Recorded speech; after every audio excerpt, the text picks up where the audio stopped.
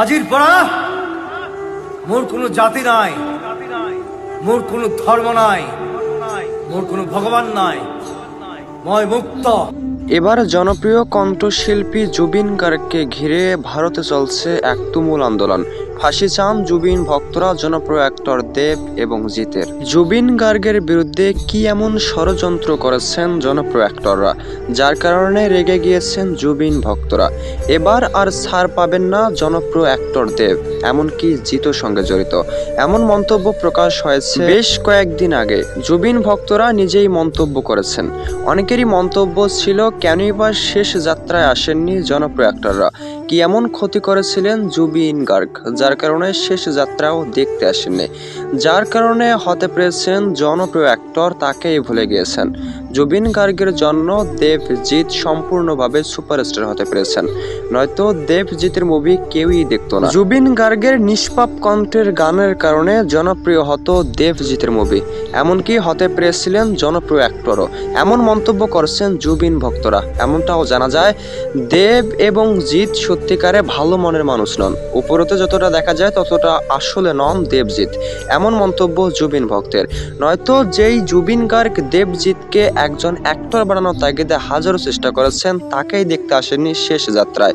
এমনকি এমনটাও বলেছেন, জুবিন গার্গের মতো দ্বিতীয় শিল্পী কখনই পাবেন না দেবজিৎ। জুবিন গার্গ চলে যাবেন, স্মৃতি হয়ে থাকবেন তাদের জীবনে, চাইলেও ফেরাতে পারবেন না জনপ্রিয় কণ্ঠশিল্পীকে।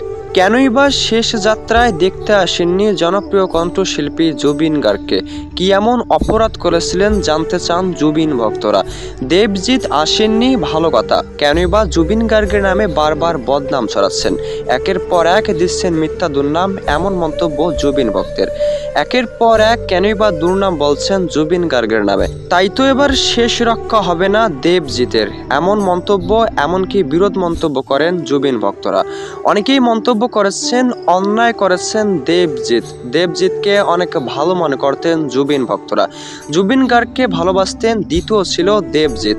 ভালোবাসার মানুষ এরকম করবেন জনপ্রিয় কণ্ঠশিল্পীর সঙ্গে, তা তারা ভাবেননি। এবার বুঝিয়ে দেবেন জুবিন ভক্তের পাওয়ার কতটুকু।